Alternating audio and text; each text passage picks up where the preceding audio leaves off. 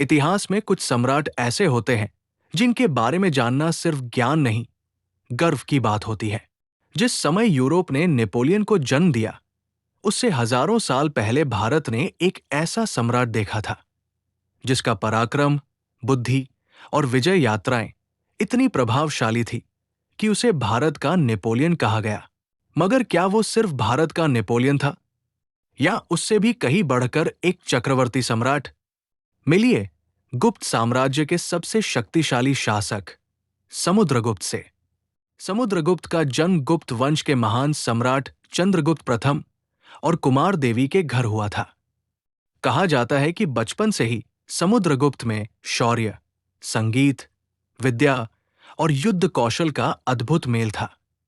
चंद्रगुप्त प्रथम ने उन्हें अपना उत्तराधिकारी घोषित किया और वहीं से शुरू हुआ भारत के सबसे सफल सम्राट का सफर। राजगद्दी संभालते ही समुद्रगुप्त ने उत्तर भारत की कई रियासतों पर आक्रमण किया और उन्हें अपने अधीन कर लिया। लेकिन उनकी सबसे प्रसिद्ध विजय यात्रा थी दक्षिण भारत की दिग्विजय यात्रा।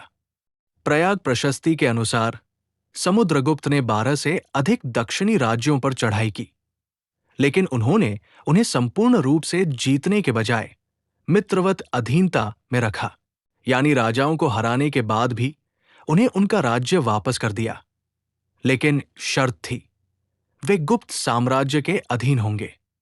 ये केवल एक योद्धा नहीं, बल्कि एक राजनीतिक कुशलता का संकेत था। समुद्रगुप्त सिर्फ युद्धों में माहिर नहीं थे, वो वीणा वादक थे, कवि थे और कला के संरक्षक भी। कहा जाता है कि उन्होंने अश्वमेध यज्ञ करवाया और सोने की मुद्राएं निकाली, जिनमें उन्हें घोड़े के साथ दिखाया गया है। उनकी नीतियां, युद्ध कौशल और न्यायप्रिय शासन ने उन्हें गुप्त वंश का सबसे सफल सम्राट बना दिया। उन्होंने एक ऐसा साम्राज्य खड़ा किया था जो कश्मीर से कन्याकुमारी और बंगाल से अफगानिस्तान तक फैला हुआ था। ब्रिटिश इतिहासकार विंसेंट स्मिथ ने समुद्रगुप्त को इंडियाज नेपोलियन कहा, लेकिन अंतर यह है कि नेपोलियन का साम्राज्य कुछ सालों में गिर गया, जबकि समुद्रगुप्त का साम्राज्य गुप्त वंश के सुनहरे युग की नींव बना।